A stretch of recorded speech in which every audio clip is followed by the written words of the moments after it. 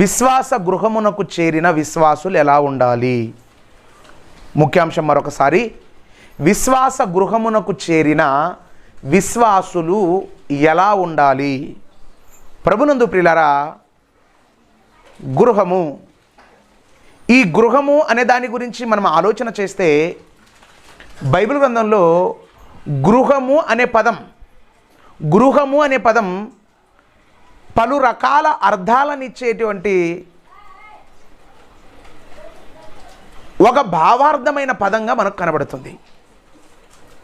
గృహము అని మనం ఆలోచన చేస్తే దేవుడు కొన్ని సందర్భాలలో కొన్ని వాటి విషయంలో గృహము అనే పదప్రయోగం చేశాడు.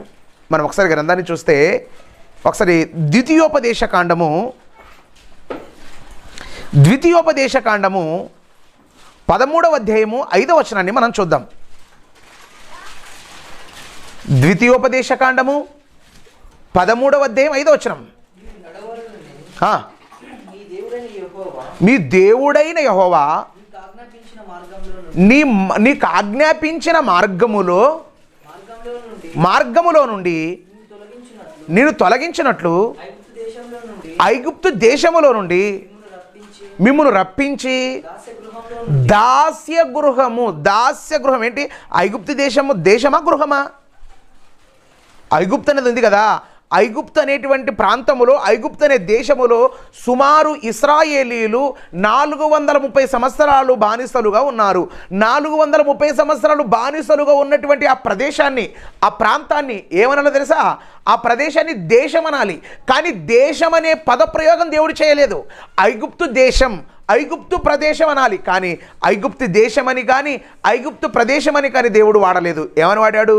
దాసుల గృహమైన, ఐగుప్తు దాసుల గృహమైన అంటే ఏంటో తెలుసా? దాసత్వము చేశారు. మీరు ఏం చేశారు? మీరు దాసులుగా మారిపోయారు. ఇది ఏ గృహమో తెలుసా? ఇశ్రాయేలీలు 430 సంవత్సరాలు ఎక్కడున్నారు? ఐగుప్తు దేశములో బానిసలుగా ఉన్నారని మనం మాట్లాడతాం. కానీ అదే గ్రంథకర్త మోషే గారు రెండవసారి ఉపదేశాన్ని చేస్తూ, ఇది ఐగుప్తు దేశం కాదురా, అది ఒక గృహం. ఏ గృహం అది? అది దాస్య గృహము. మిమ్మును దాసులుగా చేసుకొనిన గృహము. ఇశ్రాయేలీలు 430 సంవత్సరాలు ఉన్నది ఏదో తెలుసా? ఉన్న ప్రదేశమే తెలుసా? దాని పేరు దాస్య గృహము.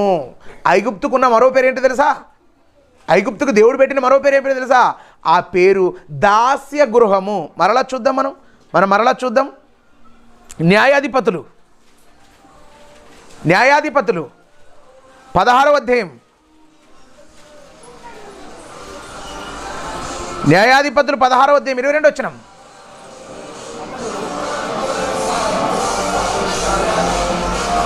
న్యాయాధిపతులు 16వ అధ్యాయం 22వ వచనం. అతడు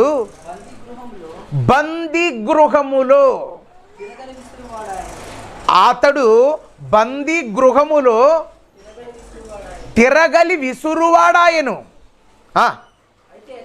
అయితే అతడు క్షౌరము చేయబడిన తరువాత తల వెంట్రుకలు తిరిగి మొలుచుటకు మొదలు పెట్టిన. ఎవరు తెలుసా? ఇతను సంసోను. ఏ గృహంలో ఉన్నాడు? బందీ గృహం అంటే బంధించే గృహం. బందీ అంటే కాళ్ళు చేతులు మొత్తం కట్టివేయడం. బంధించడం అంటే ఒక వ్యక్తిని ఒక పశువుని ఏ విధంగా అయితే బంధించి తీసుకొని వెళతారో ఆ విధంగా తీసుకొని వెళ్ళి అక్కడ పడేయడం. ఇదే గృహము. బందీ గృహములో బంధించబడ్డాడు సంసోను. ఈ బందీ గృహంలో బంధించబడిన సంసోను ఏమైపోయాడు అంటే బందీగానే మిగిలిపోయాడు. తల వెంట్రుకలు గొరిగించబడ్డాయి. అతడు ఏం చేయలేకపోయాడు. ఎందుకంటే ఇతనిని బంధించారంటే సంసోనును బంధించి ఏ గృహంలో ఉంచారు? సంసోనును బంధించి బందీ గృహములో ఉంచినట్లుగా మనకు కనబడుతుంది. ఇది ఏ గృహమై అంటే ఇది బందీ గృహము. నెక్స్ట్ ఎస్తేరు గ్రంథము 4వ అధ్యాయం 11వ వచనం. ఎస్తేరు గ్రంథము 4వ అధ్యాయం 11వ వచనం.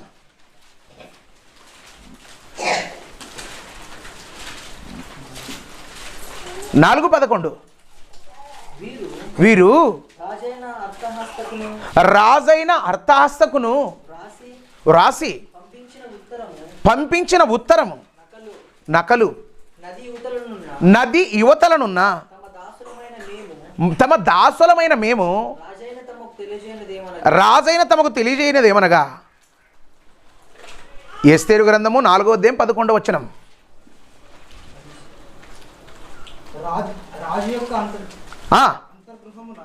రాజు యొక్క అంతర్గృహమున రాజు యొక్క అంతర్గృహం అంతర్గృహం అంటే పర్సనల్ గది. రాజు ఉన్నాడు, రాజు నివసించే గృహం ఏదో తెలుసా? అంతర్గృహం. అంతర్ అంటే లోపల. ఆ రాజు యొక్క అంతర్గృహంలోనికి ఎవరు ప్రవేశించాలి తెలుసా? ఒక శాసనం వెలువడింది. ఇశ్రాయేలు యూదులందరూ కూడా చంపబడాలి, సర్వనాశనం చేయబడాలనేటువంటి ఒక శాసనం వెడలింది. ఆ శాసనం వెడలితే ఆ శాసనాన్ని ఆ శాసనాన్ని ఏం చేయాలి తెలుసా? క్యాన్సిల్ చేయించాలి. ఆ శాసనాన్ని రద్దు చేయించాలి. శాసనాన్ని రద్దు చేయించాలంటే ఏం చేయాలి? శాసనాలు. మీరు గమనించారు పిల్లరా? శాసనాలు అనేవి ఎక్కడ జరుగుతాయి? శాసనాలు అనేవి ఎక్కడ జరుగుతాయి తెలుసా? శాసనసభలో జరుగుతాయి. ఎక్కడ? శాసనసభలో జరిగేవే శాసనాలు. రాజు దగ్గర నుంచి ఒక శాసనం బయలువెడలింది. ఏంటి తెలుసా?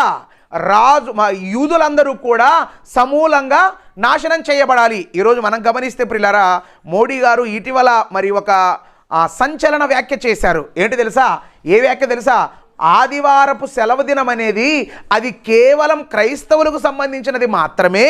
అది మరలా ఈ ఆదివారపు సెలవును మనం రద్దు చేసి శుక్రవారపు సెలవు దినాన్ని మనము ప్రకటించుదాం అన్నాడు. ఏమన్నాడు? ఇంకా అధికారంలోనికి వస్తే కదా. ఏది? ఇప్పుడు నెక్స్ట్ అధికారంలోనికి గనక వచ్చానా, అధికారంలోనికి నేను వస్తే నేను చేసే పని ఏంటి తెలుసా? ఆదివారపు సెలవు దినాన్ని నేనేం చేస్తా తెలుసా? రద్దు చేస్తా. ఎందుకు? శాసనం చేసే వ్యక్తిగా శాసనకర్తగా పైన కూర్చున్నాడు. అతను ఏం చెప్తే అది వేదం, అతను ఏం చెప్పినా అది రైట్. అదేవిధంగా మనం ఆలోచన చేస్తే పిల్లరా, దేవుడు ఒకనాటి కాలంలో ఈ యూదులనేటువంటి వాళ్ళు కూడా మాదీయ యొక్క బానిసత్వంలోనికి వెళ్ళిపోయారు. ఇతని పేరు అయిపోయి తెలుసా? అర్థహస్త. ఇతని దగ్గరికి ఇతని బందీ గృహంలో ఉన్నారు. వీరందరూ కూడా ఏం చేయాలి తెలుసా? యూదులందరూ కూడా నాశనం చేయబడాలి. యూదులందరూ నాశనము చేయబడకుండా ఉండాలంటే ఇది తప్పు రాజా అని చెప్పే ఒక వ్యక్తి కావాలి. ఆ వ్యక్తి ఎక్కడికి వెళ్ళాలి తెలుసా? ఆ వ్యక్తి ఎక్కడికి వెళ్ళాలి? రాజు యొక్క అంతర్గృహం. ఏ గృహం ఇది? అంతర్గృహంలోనికి వెళ్ళి చెప్పాలి. అంతర్గృహంలోనికి తెగించి ఒకరు వెళ్ళి చెప్పారు. ఆ శాసనం అంతా ఏం చేయబడింది? రద్దు చేయబడింది. ఏ గృహం ఇది? అంతర్గృహం. అంతర్గృహంలో ఎవరుంటారు? అంతర్గృహంలో ఎవరు పడితే వాళ్ళు ఉండరు. ఎవరుంటారు? రాజు మాత్రమే ఉండే గృహమే అంతర్గృహము.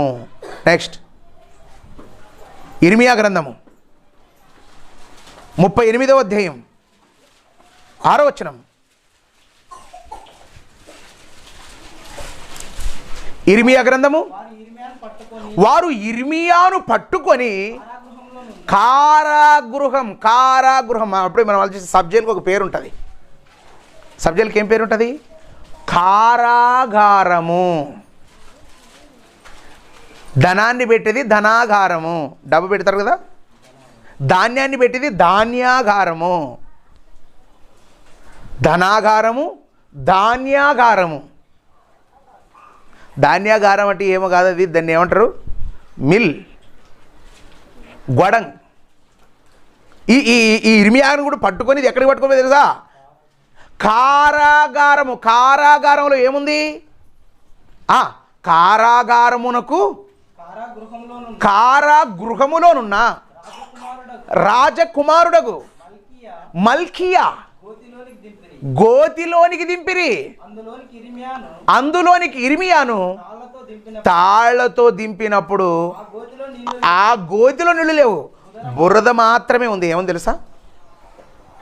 ఇర్మియా గారి కాళ్ళు చేతులు రెండు బంధించి మల్కీ అనేటువంటి ఒకడు ఉన్నాడు, వాడి సమాధి చేశారు అక్కడ. ఈ మల్కీ అనేటువంటి వాడి సమాధి దగ్గర ఏముంది తెలుసా? బురద మాత్రమే ఉంది, ఇంక వేరేది ఏం లేదు. ఆ బురదలోనికి ఎవరిని దించారు? ఇర్మియాను దింపినటువంటి బురద గుంత ఏదో తెలుసా? అది దాని పేరు ఏగారము, కారాగారము. అది బందీ గృహము. ఏ గృహం అది? బందీ గృహము. నెక్స్ట్ దానియేలు గ్రంథం 5వ అధ్యాయము 10వ వచనం.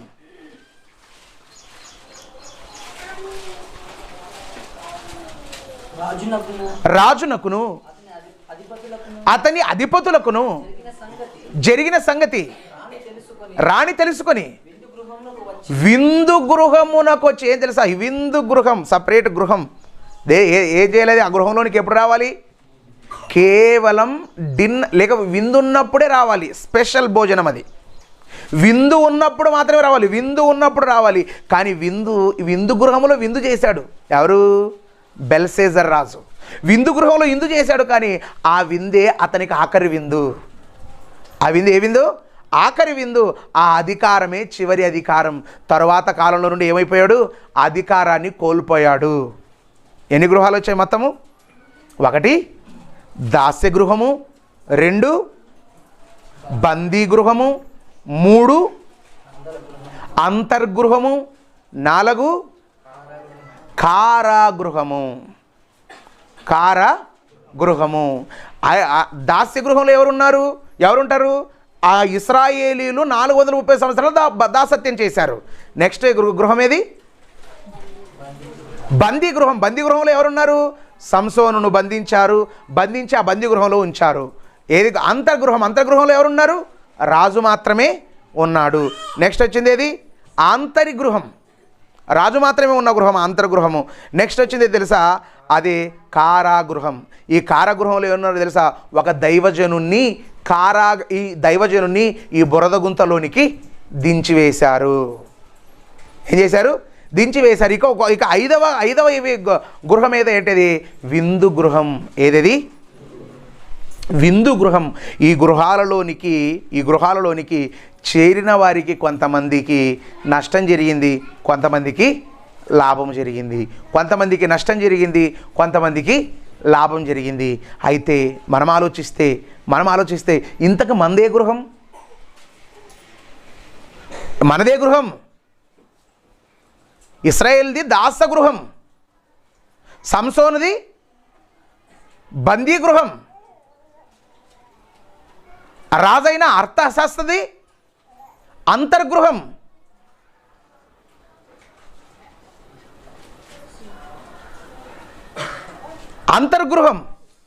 అదేవిధంగా ఇర్మియా గారిది కారాగృహం, బెల్షస్సర్ది విందు గృహం. వీరందరూ ఒక్కొక్క గృహములో చేరారు, ఒక్కొక్క గృహములో చేరుకున్నారు, ఒక్కొక్క గృహములో చేరిపోయారు. అయితే ఈ యొక్క సమయంలో మన గృహమేది? దాస్య గృహమా? బందీ గృహమా? అంతర్గృహమా? కారాగృహమా? విందు గృహమా? ఏ గృహం మనది ఏ గృహమో, మనం ఏ గృహములోనికి చేర్చబడ్డామో వారైతే ఆ గృహాలలోనికి చేర్చబడిన వారే. కానీ మనం ఏ గృహంలోనికి చేర్చబడ్డామో ఒకసారి మన గ్రంథాన్ని చూస్తే, పరిశుద్ధ గ్రంథంలో నుండి గలతీయులకు రాసిన పత్రిక, గలతీ పత్రిక 6వ అధ్యాయము 10వ వచనం.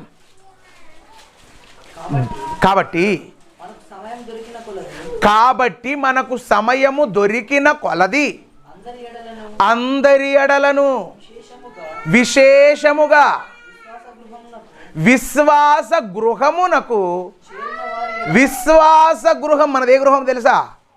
మనం చేరిన గృహం ఏది? విశ్వాస గృహం. విశ్వాస గృహమునకు చేరిన వారి ఎడల మేలు చేయుదము. పౌలు గారు ఏమంటున్నారు? గలతీ సంఘానికి ఉత్తరాన్ని రాస్తూ ఏం చెప్తున్నారు తెలుసా? మీరు సమయము దొరికిన కొలది ఎక్కడికి చేరాలి? ఏ గృహానికి చేరాలి? విశ్వాస గృహమునకు చేరాలి. విశ్వాస గృహమునకు చేరాలి. విశ్వాస గృహం అంటే బందీ గృహం అంటే బంధింపబడిన వారు ఉండే గృహం. అంతర్గృహం అంటే రాజులుండే గృహం. విందు గృహం అంటే విందు చేసేవారు ఉండే గృహం. మరి విశ్వాస గృహం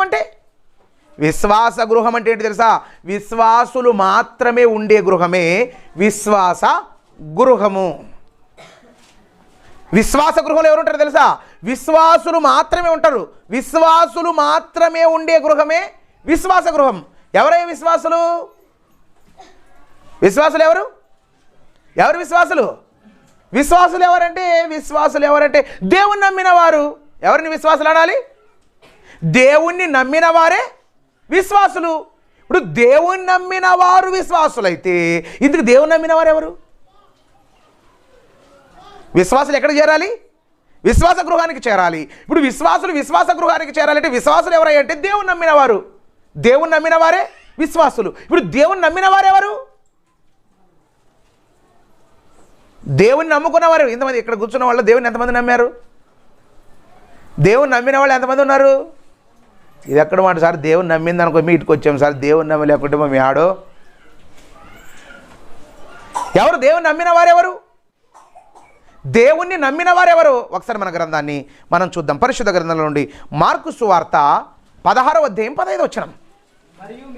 మరియు మీరు సర్వలోకమునకు వెళ్ళి సర్వ సృష్టికి సువార్తను ప్రకటించుడి.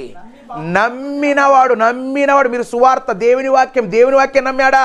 దేవుని వాక్యం నమ్మాడా? దేవుని నమ్ముతాడు. ఏది?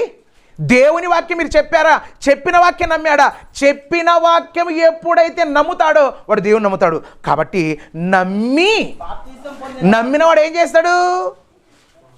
నమ్మిన వాళ్ళు ఏం చేస్తారు? దేవుని నమ్మిన వాళ్ళు ఏం చేస్తారు? మేము దేవుని నమ్ముకున్నామండి, మా దేవుడు యేసుప్రభు అండి అంటారు. ఇందుకు దేవుని నమ్ముకున్నావా? జస్ట్ తెలుసుకున్నావా? మనోడు ఏమనుకో తెలుసా? దేవుని తెలుసుకొని నమ్ముకున్నానని చెప్తాడు. ఏం చేస్తాడు? దేవుణ్ణి తెలుసుకున్నాడే తప్ప నమ్ముకోలేదు. తెలుసుకొని మా దేవుడు అండి యేసుప్రభు, నేను యేసుప్రభు అండి, యేసుప్రభు మాకు తెలుసు అండి, యేసుప్రభు ఏంటంటే కాళ్ళకి చేతులకి మేకులు కొట్టించుకున్నాడండి, ఇవన్నీ మాకు తెలుసు అండి అంటాడు. వీడేమంటాడు? మీరు సర్వలోకానికి వెళ్ళి సువార్త ప్రకటించండి. మీరు ప్రకటించిన సువార్తను వాళ్ళు ఏం చేస్తారు తెలుసా? వింటారు. విన్న సువార్తను వాళ్ళు ఏం చేయాలి తెలుసా? విన్న సువార్తను వాళ్ళు నమ్మారా? నమ్మితే వాళ్ళు ఏం చేస్తారు? బాప్తిసం. దేవుని నమ్ముకున్న వాళ్ళు ఎవరో తెలుసా? దేవుని నమ్ముకున్న వాళ్ళు ఎవరు? ఇప్పుడు చెప్తాను. ఎవరైతే బాప్తిస్మము తీసుకున్నారో వారే దేవుణ్ణి నమ్మిన విశ్వాసులు. మరి బాప్తిసం తీసుకోలేని వాళ్ళు తెలుసుకున్నారు అంతే. దేవుణ్ణి ఏం చేశారు? దేవుడు గొప్పవాడు, దేవుడు కరుణామయుడు, దేవుడు కొరడామయుడు, దేవుడు మానవుల కోసం ఇంతవరకు దీర్ఘశాంతం కలిగి అంతే తెలుసుకున్నాడు అంతే. విశ్వాసులు ఎవరై అంటే ఎవరైతే నమ్మి బాప్తిస్మము పొందుతారో వారే విశ్వాసులు. ఎవరు విశ్వాసులు? వారే విశ్వాసులు. విశ్వాసులైన వీరు ఎవరు? విశ్వాసులైన వీరు ఏ గృహానికి చేరాలి చెప్పండి? విశ్వాస గృహానికి చేరాలి. ఎక్కడ చేరాలి? విశ్వాస గృహానికి చేరాలి. విశ్వాస గృహానికి విశ్వాసులందరూ చేరే గృహమే ఏ గృహము? విశ్వాస గృహం. ఈ విశ్వాసులందరూ చేరే గృహమే విశ్వాస గృహం. అయితే ఈ విశ్వాస గృహానికి చేరిన వారు ఎక్కడ? విశ్వాస గృహంలోనికి చేరిన వారు ఎలా ఉండాలి? విశ్వాసంగా ఎలా ఉండాలి? విశ్వాస గృహానికి చేరిన వాళ్ళు ఎలా ఉండాలి? విశ్వాసంగా ఉండాలి. విశ్వాసంగా ఉండడం అంటే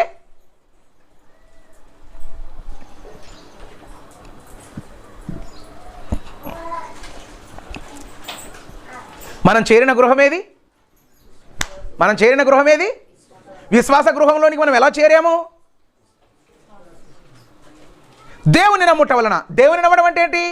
బాప్తిస్మము పొందడమే దేవుణ్ణి నమ్మటం. దేవుణ్ణి నమ్మి విశ్వాసులుగా మారి విశ్వాస గృహంలోనికి చేర్చబడ్డాం. విశ్వాస గృహంలోనికి చేరిన మనం ఎలా ఉండాలి?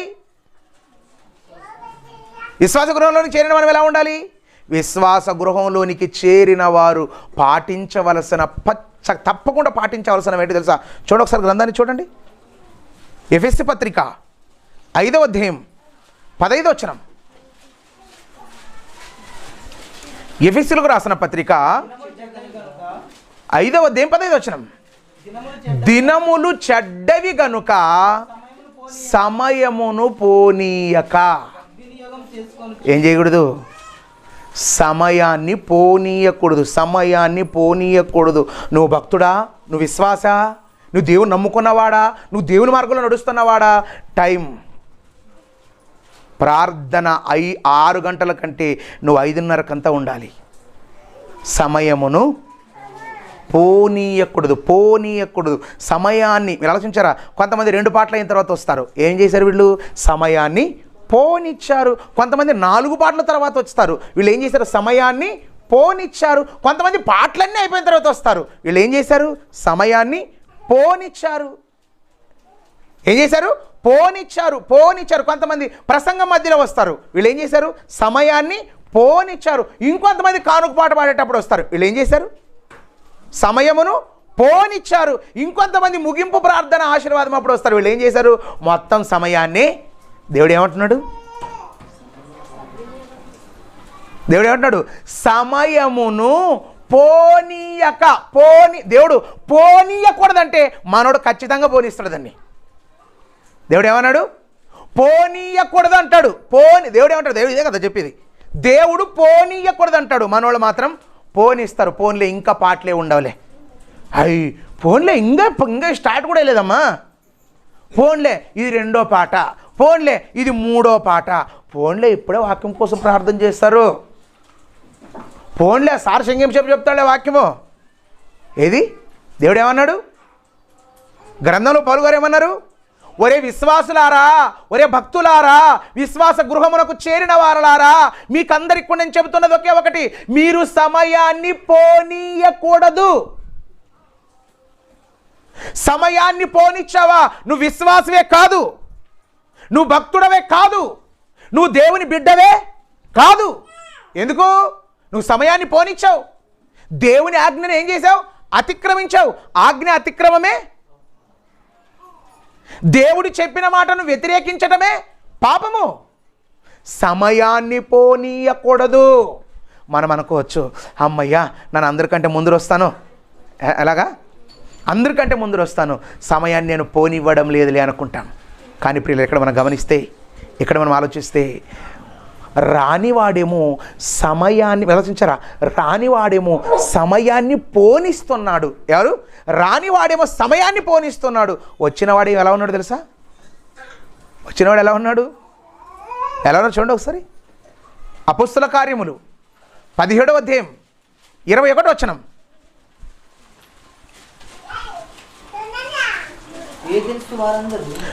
ఏథెన్సు వారందరూ అక్కడ నివసించు పరదేశులను ఏదో ఒక క్రొత్త సంగతి, క్రొత్త ఏ వినాలి? ఏ సంగతి? ఏథెన్సులో మాత్రమే కాదు, ఇక్కడ కూడా, ఎక్కడ కాదు, ప్రతి చోట.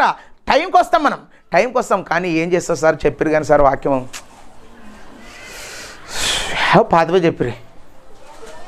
ఏది? దయ్యం అనేవాడు చాలా డేంజర్. వచ్చిన నిన్ను చెప్పిన వాక్యాన్ని శ్రద్ధగా విననివ్వదు. వస్తున్న నిన్ను టయానికి కూడా నిన్ను, దట్ ఈజ్ విశ్వాసులకు సాతాను చేస్తున్న ఒక అభ్యంతరం.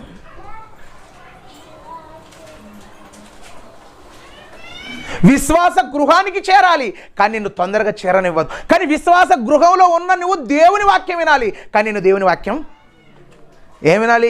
ఏం చెప్పాలి నీకు? క్రొత్త సంగతి. ఏ సంగతి? కొంతమంది పాస్టర్లు వచ్చి ఏం చేసి తెలుసా? పోనీలే సార్, అతను ఏం చెప్తాడో చెప్పే తలకాయ తింటాడు. ఏది? ఇటీవల నేను ఒక దైవ సేవకుని ఒక ప్రదేశానికి పంపించాను. ఆ ప్రదేశానికి పంపిస్తే ఆ భక్తులందరూ, ఆ విశ్వాసులందరూ చాలా బాధపడుతున్నారు. ఏమని బాధపడుతున్నారంటే, ఏం సార్ నీ ప్రసంగానికి వీళ్ళ ప్రసంగానికి చాలా తేడా ఉంది సార్, వీరు మా మధ్యలోనికి వచ్చేదే వద్దు సార్, అవసరం లేదు సార్. అదేంటి బాబు అలా అనకూడదు, నేను పంపించాను కాబట్టి నేను పంపించిన వ్యక్తిని ఖచ్చితంగా మీరు ఎట్లాగైనా ఉన్ని పెట్టుకోవాలంటే, లేదు సార్ మేమైతే మాకు ఆ సహనం పోయింది. మీరు ప్రసంగం చేసేటప్పుడు ఎవడైనా ప్రశ్న అడిగితే ఆ ప్రశ్నకు సమాధానం చెప్పి వాడు నోరు మూయించేవాళ్ళం, కానీ ఇప్పుడు ఎదుటోడు ప్రశ్న అడిగితే మేము నోరు మూసుకునే పరిస్థితి వచ్చింది సార్. కారణం ఎప్పుడైనా ఆలోచన చేస్తే ప్రియులరా, విశ్వాస గృహానికి చేరిన మనమందరం కూడా ఏదో ఒక సంగతి, క్రొత్త సంగతి విని వెళ్ళిపోకూడదు. విశ్వాస గృహమునకు చేరిన వారు ఎలా ఉండాలి తెలుసా? విశ్వాస గృహానికి చేరుకున్నవారు ఎలా ఉండాలి తెలుసా? విశ్వాస గృహములో ఉన్నవారు ఎలా ఉండాలి తెలుసా? విశ్వాస గృహానికి చేరుకున్నవారు ఎలా చేరుకొని ఉండాలో మనం ఒకసారి గ్రంథాన్ని చూస్తే, పరిశుద్ధ గ్రంథం నుండి అపోస్తలుల కార్యములు 2వ అధ్యాయము 42వ వచనం. వీరు అపోస్తలుల బోధ. ఎందుకు రావాలం ప్రార్థనకి? సహవాసానికి, విశ్వాస గృహానికి ఎందుకు చేరాలి తెలుసా? ఎందుకు చేరాలి? అపోస్తలుల బోధ ఎందును సహవాసం. ఏ వాసం? అపోస్తలుల బోధ ఏ వాసం? సహవాసం. సహవాసం అంటే ఇప్పుడు మనం కలిసి అందరూ కూడా ఒక చోటుకి చేరుకున్నాం. కలిసి మనమందరం ఒక చోటుకు చేరుకున్నాం కాబట్టి దీన్ని ఏమన్నాం తెలుసా? సహవాసం. ఒక ఆయన నేను అడిగాను, ఏమండి బ్రదర్ మీరు ఎప్పుడైనా నేను అప్పుడప్పుడు ఆదివారం వస్తుంటాను కదా ప్రేయర్కి, మీరు కనిపించడం లేదు కదంటే, లేదు సార్ నేను లైవ్ వింటాను, లైవ్లోనే బలరాధన తీసుకుంటాను సార్ అంటాడు. ఏమంటాడు? ఎలాగా? ఎక్కడుంది? ఎన్నో అధ్యాయంలో ఉంది లైవ్లో బలరాధన తీసుకోవాలని. అపొస్తలులు చెప్పారా? యేసుప్రభు చెప్పాడా? ప్రవక్తలు చెప్పారా? ఎవరు చెప్పారు? లేదు సార్ నన్ను వారం లైవే సార్. నీ బతుకంతా లైవే కాబట్టి నువ్వు నీ జీవితం ఇట్లా తగలడింది. లేదు సార్ నన్ను అట్లే తీసుకుమన్నారు సార్. ఎందుకు తీసుకుమన్నారు నిన్ను? సంఘము లేని ప్రదేశంలోనికి వెళ్ళినప్పుడు నీకు ఎక్కడ లేదు కాబట్టి, సత్యం నీకు ఎక్కడ వినబడదు కాబట్టి, గత్యాంతరం లేని సమయంలో నువ్వు తీసుకోవాలి. ఇంటి పక్కన సంఘం పెట్టుకొని ఇంటి పక్కన సత్యం వినబడుతున్నప్పుడు నువ్వు ఇంటి వెనకాల ఇంటి పక్క నుండి నువ్వేం చేస్తున్నావు? లైవ్ చూస్తావా? సెల్ ఫోన్లో చూస్తావా? అంటే నీ సహవాసం దేనితోనమాట? నీ సహవాసం అపోస్తలుల బోధతో కాదు, సెల్ ఫోన్తో. బోర్ వచ్చిందా అది మారుస్తావు, బోర్ వచ్చిందా ఇది మారుస్తావు. కరెక్ట్ బలరాధన వచ్చే టైం మళ్ళీ తిప్పేస్తావు దాన్ని. ఒక రెట్ట పట్టుకొని చుండగా అనగా నువ్వు ఎత్తుతావు ఒక రొట్టె. ఆయన లైవ్లో రొట్టె ఇరుస్తాడు, నువ్వు కూడా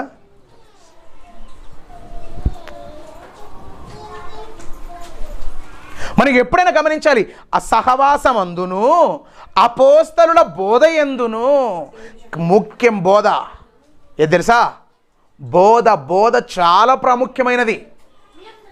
మనకు బోధ అర్థం అవ్వాలి. ఏమర్థం తెలుసా? బోధ అర్థమైతే మన బ్రతుకులు ఇలా ఉండవు, ఆలస్యంగా వచ్చేది ఉండదు. బోధ అర్థం కాలేదు కాబట్టి ఒక్కొక్కరు ఒక్కొక్క లెక్కల ప్రకారంగా వస్తారు. మీకు బోధ అర్థం కాలేదు, ఇన్ని సంవత్సరాల నుంచి మీరు బోధ వింటున్నారు, కానీ మీకు బోధ అర్థమైతే కరెక్ట్ కట్టుబడి ఉంటారు. మీకు బోధ అర్థం కాలేదు కాబట్టి ఎవరి ఇష్టానుసారంగా వాళ్ళు వస్తారు. లోకంలో మనం ఆలోచిస్తే, లోకంలో ఉన్న సంఘాలను మనం గమనిస్తే, ఎవరు ఒక పాట అయినాక 2 పాటలు అయినాక 3 పాటలు అయినాక 4 పాటలు అయినాక, ఎందుకు? వాళ్ళకి బోధ అర్థం కాలేదు కాబట్టి. ఈరోజు ఆదివారం కాబట్టి దేవుని మందిరంలోనికి వెళ్ళి కూర్చొని రావాలని వాళ్ళు వెళతారు. కానీ మీరేం చేస్తున్నారు? మీరు ఇన్ని మాటలు విని కూడా మీరేం చేస్తున్నారు? మీకంటే వాళ్ళే నయం, మీకంటే వారే చాలా శ్రేష్టం. ఎందుకంటే వాళ్ళకు బోధ అర్థం కాలేదు. వాళ్ళు బోధ అర్థం కాలేదంటే వాళ్ళు బోధ ఏం లేదు. బోధ వినలేదు కాబట్టి అర్థం చేసుకోలేదు కాబట్టి ఆలస్యంగా వచ్చారంటే అర్థం ఉంది. నువ్వు బోధ విన్నావు, వాక్యం వింటున్నావు, ప్రార్థన చేస్తావు, మరి నీకు మైక్ ఇచ్చి నువ్వు మాట్లాడమంటే అందరిని శాసిస్తావు. ఏమంటావు? అందరిని శాసిస్తావు. నువ్వు కరెక్ట్ ఉండవా అంటావు. చివరికి నువ్వు కరెక్ట్ ఉండవా అంటే నువ్వు రైట్ ఉండవా అంటే దానికి మాటలుండవు. కాబట్టి ఖచ్చితంగా అపోస్తలుల బోధలో ఉన్నవారు ఖచ్చితంగా సమయాన్ని పాటిస్తారు. వారు ఖచ్చితంగా వారి జీవితం వారి భక్తి జీవితం ఒక క్రమంగా ఉంటుంది. విశ్వాస గృహములోనికి చేరావా, చేరిన నువ్వు టయాన్ని ఖచ్చితంగా పాటించాలి, సమయాన్ని సద్వినియోగము చేసుకోవాలి. సమయాన్ని ఏం చేయాలి? సద్వినియోగం చేసుకోవాలి. నెక్స్ట్ ఏం చేయాలి తెలుసా? విశ్వాస గృహంలోనికి చేరిన నువ్వు సద్వినియోగం చేసుకున్నావు అంటే అర్థం ఏంటి తెలుసా? వచ్చి కూర్చోవడం కాదు. కొంతమంది ఏం చేస్తారు, వచ్చి కూర్చుంటారు, కూర్చొని పిల్లలతో మాట్లాడేది, అట్లా ఆటలాడేది, ఇట్లా ఆటలాడేది, పిల్లలకి కుర్కురేలు తినిపించేది, పిల్లలకి బిస్కెట్లు చింపి తినిపించేది, బాగా జోకొట్టు కంట బండి కాళ్ళ మీద బండి పెట్టుకునేది, ఈ పనులు చేస్తారు చాలామంది వాళ్ళు స్త్రీలు. ఏది ఈ పనులు చేస్తుంటారు. ఇంకొంతమంది పిల్లలతో ఆడుకుంటుంటారు. ఏది అంగన్వాడి బడే గమనించారా? వంట చేసేటప్పుడు బూడుకుతుంటే పిల్లల్ని అడిచుకుంటుంటావు నువ్వు. వాడు ఎంతసేపు అన్నా ఏంటి వాడిని నెట్లిడిచి పెడతావు, కానీ వాని జోనికి మాత్రం అక్కడ పోతే ఇక్కడ బూసి దిగిపోతుంది. ఒక తినే ఆహారంతో మీకు ఇంత శ్రద్ధ ఉన్నప్పుడు మిమ్మల్ని పరలోకానికి తీసుకొని వెళ్ళేది ఈ వాక్యం. ఈ బోధతో శ్రద్ధ ఉండకూడదా? బోధతో శ్రద్ధ ఉండాలా, ఉండకూడదా? ఖచ్చితంగా ఉండాలి. ఎందుకంటే ఈ వాక్యమే నిన్ను నన్ను పరలోకానికి. నీవు ఖచ్చితంగా బోధ అర్థం కావాలి, బోధ అర్థం చేసుకోవాలి. బోధ అపోస్తలులకు అర్థమైంది కాబట్టి వాళ్ళ వలలిడిచి ఎవరిని వెంబడించారు? యేసుప్రభును వెంబడించారు. వాళ్ళకు బోధ అర్థమైంది కాబట్టి పౌలు ఏం చేసి తెలుసా? తనకున్న సమస్తాన్ని పెంటతో ఎంచి క్రీస్తు కోసం హతసాక్షిగా మిగిలిపోయాడు. అదే బోధ ప్రారంభ క్రైస్తవులకు అర్థమైంది కాబట్టి గొర్రె చర్మము మేక చర్మమును ధరించుకొని కొండలలో గుహలలో సొరంగములలో తిరుగులాడారు. ఈరోజు బోధ అర్థమైందా? బోధ అర్థమైతే స్టాండర్డ్గా నిలబడతావు. బోధ అర్థం కాలేదా? బోధ అర్థమైతే విశ్వాస గృహంలో స్థిరుడుగా నిలబడతావు. నీకు బోధ అర్థం కాలేదా? అటు ఇటు రొంటికి తెప్పిన వాళ్ళ ఉంటావు. కొద్దిసేపు అటు కొద్దిసేపు ఇటు అటు ఇటు అటా ఇటు అంటే ఎటు కాదు. అందుకే ప్రియులారా, మీరందరూ కూడా గమనించాలి, మీరందరూ కూడా ఆలోచించాలి. విశ్వాస గృహంలోనికి చేర్చబడిన వారు సమయాన్ని పాటించాలి. విశ్వాస గృహంలోనికి చేర్చబడిన వారు ఏం చేయాలి తెలుసా? ఏం చేయాలి? ఏదో ఒక క్రొత్త సంగతి, ఏదో ఒక క్రొత్త వాక్యం విని వెళ్ళిపోకూడదు. ఏం చేయాలి తెలుసా? అపోస్తలుల బోధ యందు స్థిరులుగా నిలబడాలి, బోధలో ఉండాలి, బోధ తెలియాలి, బోధ అర్థం చేసుకోవాలి. అర్థం కాలేదా? 1కి 2 సార్లు 3 సార్లు 4 సార్లు విని బోధన అర్థం చేసుకోవాలి. బోధన అర్థం చేసుకున్న తర్వాత ఎలా ఉండాలి?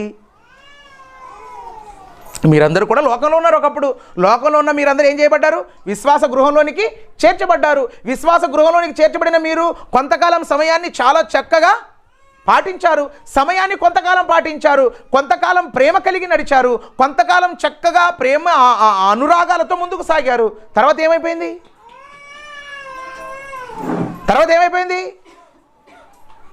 ప్రేమ సన్నగిల్లింది. కారణం? ప్రేమ సన్నగిల్లటానికి కారణం ఏంటి? ఎందుకు ఈ విధంగా మారిపోయారు? ఒకనాటి కాలంలో మీరు ఒక్కటే మారింది కాదు. ఒకనాటి కాలంలో బైబిల్లో కొన్ని సంఘాలు కూడా అలా మారిపోతే పౌలు గారు ఏమంటున్నారు మీరు ఒకసారి చూడండి. కొరింథీయులకు రాసిన మొదటి పత్రిక మొదటి అధ్యాయం 10వ వచనం. సహోదరులారా మీరందరూ ఏకభావముతో మాటలాడవలెనని మీలో ఏం లేక, మీలో కక్షలు లేక ఏక మనస్సుతో ఏక తాత్పర్యముతో మీరు సన్నద్ధులై ఉండాలి. సంగమా, కొరింథీ సంగమా, ఓ కొరింథీ సంగమా, మీలో ఏముండకూడదు తెలుసా? మీలో కక్షలు ఉండకూడదు. మీలో కక్షలు ఉండకూడదు. నువ్వెంత అనేటువంటి తారతమ్యాలు అనేవి ఉండకూడదు. ఎందుకు ఉండకూడదు? మీలో ఏకభావం ఉండాలి, ఏక తాత్పర్యం ఉండాలి. విశ్వాస గృహానికి చేరినటువంటి వారందరికీ కూడా ఏమో తెలుసా? ఏక మనస్సు, ఏకభావం, ఏక తాత్పర్యం. అంటే ఏక మనస్సు అంటే ఏంటి? అందరిది ఒకే మనస్సు. ఎంతమంది? ఇక్కడ కూర్చున్న వాళ్ళు అందరిది ఒకే మనసు ఉందా? అందరిది ఒకే మనస్సు, ఏకభావం. ఏకభావం అంటే ఒకటే భావించాలి అందరు. నేను ఏదైతే భావిస్తానో మీరు కూడా ఏకభావం. ఏక తాత్పర్యం. తాత్పర్యం అంటే మన నడక, మనం చెప్పేది. ఏక తాత్పర్యం, ఏక మనస్సు, ఏకాత్మ, ఏకభావం, ఏక తాత్పర్యం. ఏక తాత్పర్యం కలిగి ఉంటేనే మనలో ఏముండవు తెలుసా? కక్షలు, కార్పణ్యాలు ఉండవు. అట్లెట్లయితే సార్ వాళ్ళే మామే అని చెప్పి మాట్లాడతారు చాలామంది. మనము విశ్వాస గృహాన్ని లేకపోతే సంఘాన్ని దేనితో పోల్చాడు దేవుడు? సంఘాన్ని దేనితో పోల్చాడు గంగాధర్? దేనితో పోల్చాడు? గంగాధర్కి ఏం మాట్లాడలేవు. సంఘాన్ని దేంతో పోల్చాడు? అవలే మరి కరెక్ట్, మరి గట్ల ఉండాలా. దేంతో పోల్చాడు? శరీరంతో పోల్చాడు. దేంతో పోల్చాడు? శరీరంతో పోల్చాడు. ఇప్పుడు శరీరముతో సంఘాన్ని దేవుడు పోలిస్తే ఈ శరీరంలో ఏమున్నాయి? శరీరంలో ఎన్ని అవయవాలు ఉన్నాయి? సోమరాజ్, మానవ శరీరంలో ఎన్ని అవయవాలు ఉంటాయి? మానవ శరీరంలో ఎన్ని అవయవాలు ఉన్నాయి? ఎన్ని? 5 ఉండేది అవయవాలు. నేను అడిగింది జ్ఞానేంద్రియాలు కాదు, నేను అడిగింది అవయవాలు. మానవ శరీరంలో ఎన్ని అవయవాలు ఉన్నాయి? సుమారు 78 అవయవాలు ఉంటాయి. ఎన్ని ఉంటాయి? 78 అవయవాలు ఉంటాయి. ఈ 78 అవయవాలన్నీ కూడా మన శరీరంలో ఉంటాయి. ఒకసారి మనం ఆలోచిద్దాం. ఈ 78 అవయవాలు ఎప్పుడైనా కొన్ను మీద చెయ్యి మీద కొన్ను ఎప్పుడైనా కొట్లాడబడేవా? కొన్ని ఎప్పుడైనా నానే చూడాలా, కాళ్ళు నీవు 2 వదలు చూడనేవా? చెయ్యి ఎప్పుడైనా నానే బూ తినిపియాలా, కాళ్ళు నువ్వు ఒక 2 వదలు బూ తినిపి అని అన్నా? మనం కోస వంకాయలు కోసేటప్పుడు కోస ఏం చేస్తాము? ఏళ్ళు కోస్తాము. కోసినప్పుడు ఈ చెయ్యి నన్ను కోస్తావని ఎప్పుడైనా కొట్టేదా? నడుచుకుంటూ పోతే ముండ్లు దొక్కితే కొండలు ఏమని కాళ్ళు ఎప్పుడైనా కొండలతో కొట్టడావా? సరిగ్గా చూసాక దాదా నువ్వు పనికిరాందా, నువ్వు సరిగ్గా చూడలేదు కాబట్టి నాన్న ముళ్ళు దొక్కితే అని ఎప్పుడైనా కొట్లాడబడ్డావా? అవయవాలు ఎప్పుడైనా ఎలా ఉన్నాయి? ఐక్యత ఎలా ఉన్నాయి? ఏకం. ఎలా ఉన్నాయి? ఏకం. కాలు ముళ్ళు దొక్కితే కళ్ళలో నీళ్ళు వస్తాయి. ఎందుకు? ఏలు కోసుకుంటే ఎవరికి నీళ్ళు వస్తాయి? గుండెకు బాధ వస్తే ఎవరికి కన్నీళ్ళు వస్తాయి? నడుము నొప్పి వస్తే ఎవరికి కన్నీళ్ళు వస్తాయి? చెప్పండి, ఏవి అవయవాలన్నీ ఎలా ఉన్నాయి? దేవుడు నిన్ను కూడా అవయవాలతో, శరీరములో అవయవాలతో పోల్చాడు. ఎందుకు తెలుసా? గొడవ పడకూడదురా దరిద్రుడా అని. అరే దరిద్రులారా మీరు చాలా చక్కగా బ్రతకండి అని. దుర్మార్గులారా మీరు జాగ్రత్తగా మీరు బ్రతకండి. మీ శరీరంలో ఉన్న అవయవమే మీకు పాఠం నేర్పిస్తుంది. ఒరే కాళ్ళు, చేతులు, ముక్కు, నోరు, కాళ్ళు, నాలుక, గుండె, కాలేయం, కిడ్నీలు ఎప్పుడు కూడా మేము గొడవలేదు. ఎప్పటికీ ఐకమత్యంగానే ఉన్నాము. మీకెందుకు రోగాలు ఇవి? చెప్పండి, మీకెందుకు? అదే చెప్తున్నాడు. మీలో కక్షలు లేక ఏక మనస్సు కలిగి ఉండాలి. మీలో కక్షలు ఉండకూడదు, మీలో ద్వేషాలు ఉండకూడదు. మనం ఎప్పుడైనా ఆలోచించారా? మన దేవుడు యేసుప్రభు ఎలాంటి వాడు? యేసుప్రభు ఎలాంటి వాడు?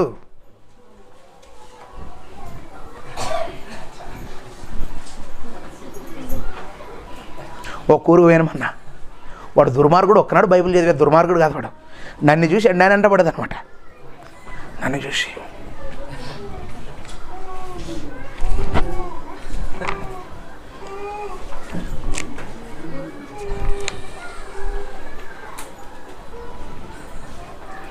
ఏంటి బిల్డప్ ఇది?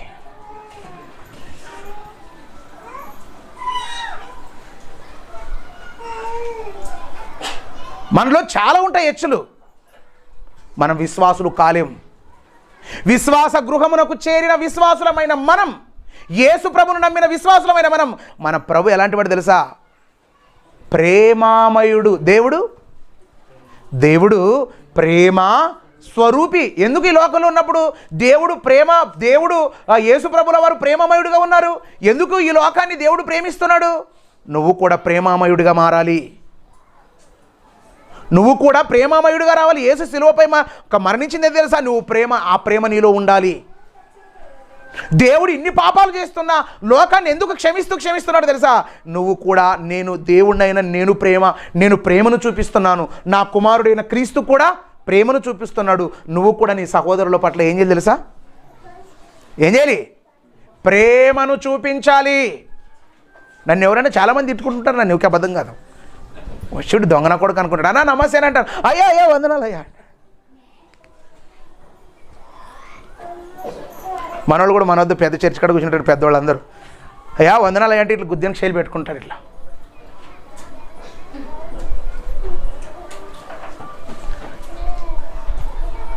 వాళ్ళు ఇష్టం, పెడితే పెట్టి లేకపోతే లేదు. నా డ్యూటీ ఏమి?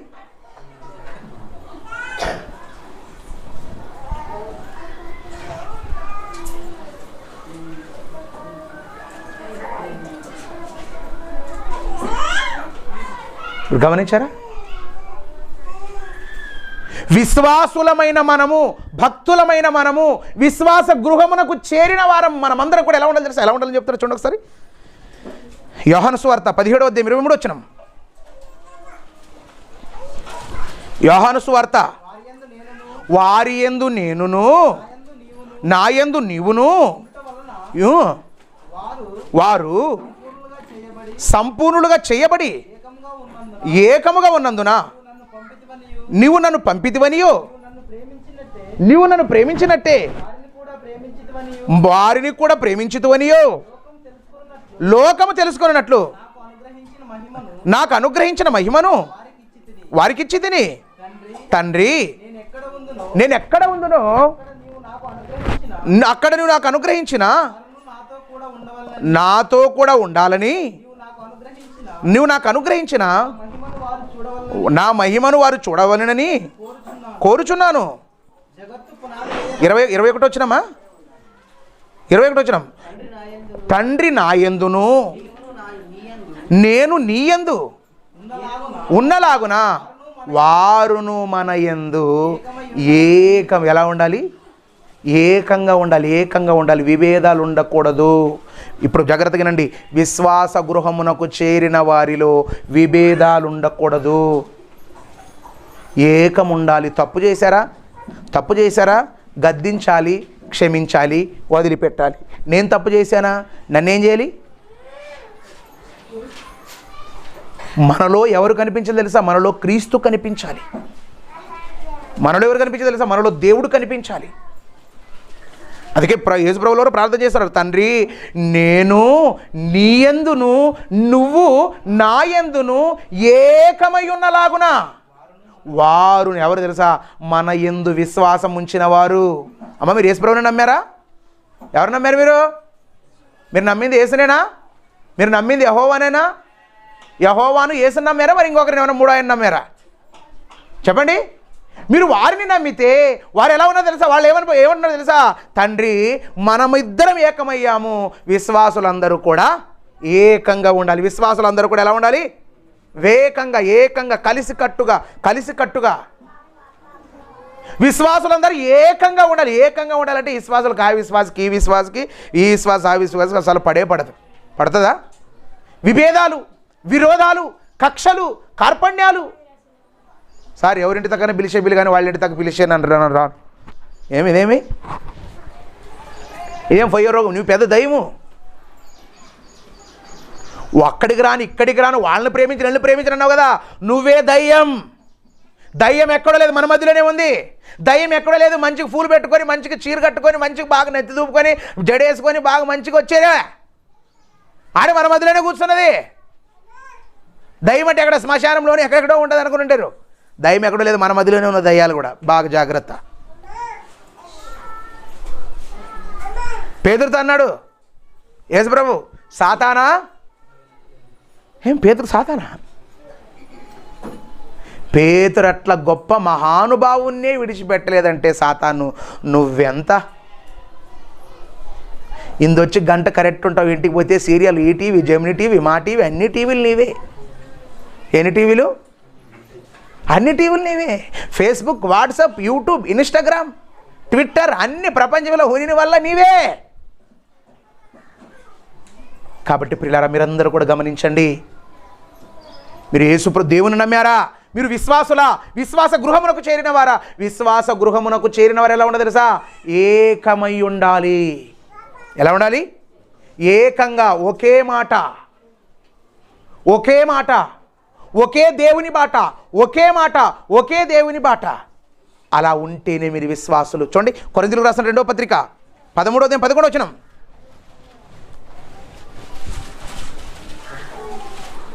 కొరింథీయులకు రాసిన 2వ పత్రిక 13వ అధ్యాయం 11వ వచనం. సహోదరులారా, సంతోషించుడి, సంపూర్ణులై ఉండుడి, ఆదరణ కలిగి ఉండుడి, ఏక మనస్సు గలవారై ఉండుడి. సహోదరులారా, మీరు ఏం చేయాలి తెలుసా? సంతోషపడండి. ఎవరితో? సహోదరులతో. కొంతమంది మకం కాల్చుకుంటుంటారు, అట్లే మాడిపోయిన రెట్ట ఉంటుంది ఆ మకం. ఏది? ఇట్లు చూస్తుంటుంది, మకం కాలుసుకుంటుంది, మరి ఇక్కడ తిప్పుతుంది, మరి ఇట్లు చూస్తుంది, మకం కాలుసుకుంటుంది. నీ అంతా మాడిపోయిన బతుకులేనిదే అనుకుంటా. సహోదరులారా, మీరందరూ సంతోషపడండి, సంతోషించండి, ఏక మనస్సు గలవారై సమాధానంగా ఉండండి. ఎవరెవరు? అక్క ఇన్ని రోజులు మాట్లాడలేదు అక్క, వందనాలు అక్క, వందనాలు సిస్టర్, నాది కూడా ఏమో తప్పయింది, నాలకు కూడా దయ్యం వచ్చేదా అక్క. మీరేమో తెలుసా? నాలకు కూడా దయ్యం. నువ్వేమనుకో తెలుసా? ఓహో, నీలాకి ఇన్ని రోజులు దయ్యం వచ్చింది అనుకో, నా వద్ద మాట్లాడిచి పెట్టావు కదా అని చెప్పి నువ్వేమంటావు తెలుసా? మనోళ్ళు తక్కువైన వాళ్ళు కాదండి, మా స్త్రీలు. సిస్టర్, నాలోకి దయ్యం వచ్చింది సిస్టర్, అందుకే నీ వద్ద మాట్లాడలేనంటే, ఈయమ్మ ఏమంటే తెలుసా? ఈ అమ్మ కూడా మాట్లాడిచి పెట్టింటుంది. ఫోన్లే సిస్టర్, నాలోకి కూడా దయ్యం వచ్చింది, నేను కూడా మాట్లాడిచి పెట్టానంటదా? నీలో దయ్యం ఉంది దానికోసమే మాట్లాడిచి పెట్టావు అనమాట. ఈ పొద్దు దయ్యం నిలగొట్టాను చూడి. ఇంకెప్పుడైనా మాట్లాడిచి పెట్టేదనుకో, దానిలాగా దయ్యం వచ్చేది, దాని తను విడిచిపెట్టా అంటుంది. ఇట్లా వాళ్ళు ఉన్నారా? ఉన్నారు ప్రియులారా. మీలోకి దయ్యం వస్తుంది, వాళ్ళలోనికి దయ్యం వస్తుంది, ఇద్దరి మధ్యలో కొట్లాడి పెడుతుంది, ఇద్దరు నిడగొడుతుంది. వాడు మాత్రంగా డ్యాన్స్ చేసుకుంటూ ఉంటాడు. ఏం చేస్తాడు? ఆనందపడుతూ ఉంటాడు. ఒక సంఘంలో ఒక గొడవ, ఒక సంఘంలో ఒక వ్యతిరేకమైన ఆలోచన, ఒక వ్యతిరేకమైన భావం వచ్చింది, ఒక సాతానికి సంతోషం. సాధారణ మాత్రంగా సాతాన అనుచరులకు కూడా సంతోషమే ఉంటుంది. ఎందుకంటే వాళ్ళ తరపునే ఉంటారు కదా. అందుకే మీరు సంతోషించుడి, ఏక మనస్సు గలవారై సమాధానంగా ఉండండి. పవిత్రమైన ముద్దు పెట్టుకోండి. పవిత్రమైన ముద్దు పెట్టుకొని ఒకరికొకరు వందనాలు చెప్పుకోండి. అక్క క్షమించండి, పొరపాటయింది, మీలో నేను అమర్యాదగా ప్రవర్తించాను, అమర్యాదగా నడిచాను. ఇది విశ్వాస గృహానికి చేరిన వారై ఉండాలి. చేరిన వారిలో ఉండవలసిన గుణగణాలు ఇవి, చేరిన వారిలో ఉండవలసిన లక్షణాలు. చివరికి మాటను చూసుకుందాం. తీతు పత్రిక. ఏక మనస్సు కలిగిన వారై ఉండి చివరికి ఏం చేయాలంటే తీతు పత్రిక 3వ అధ్యాయం 8వ వచనం. ఈ మాట నమ్మదగినది గనుక దేవుని యందు విశ్వాసం ఉంచువారు సత్క్రియలను శ్రద్ధగా చేయుట యందును మనస్సుంచునట్లు నీవి సంగతులను గురించి దృఢముగా చెప్పుకొని. ఏం తెలుసా? విశ్వాస గృహానికి చేరిన విశ్వాసులందరూ ఏం చేయాలి తెలుసా? సత్క్రియలు శ్రద్ధగా. ఏ క్రియలు? సత్క్రియలు. సత్క్రియ అంటే వాక్య సంబంధమైన క్రియలు. వాక్య సంబంధమైన క్రియలు ఏం చేయాలి తెలుసా? శ్రద్ధగా చేయాలి. శ్రద్ధగా చేసి పరలోకానికి అర్హత సంపాదించాలి. విశ్వాస గృహమునకు చేరిన వారు ఎలా ఉండాలి అంటే, చేరిన వారు ఎలా ఉండాలి? సమయాన్ని పోనివ్వని వారుగా ఉండాలి. సమయాన్ని సద్వినియోగం చేసుకునేవారుగా ఉండాలి. ఏం చేయాలి తెలుసా? సమయాన్ని సద్వినియోగం చేసుకునేవారుగా ఉన్నటువంటి సమయాన్ని సద్వినియోగం చేసుకునేవారుగా ఉండి ఏం చేయాలి తెలుసా? అపోస్తలుల బోధలో స్థిరంగా నిలబడాలి. అపోస్తలుల బోధలు నిలబడి విశ్వాసులందరూ కూడా ఏం చేయాలి తెలుసా? ఏక మనస్సు కలిగి ఉండాలి.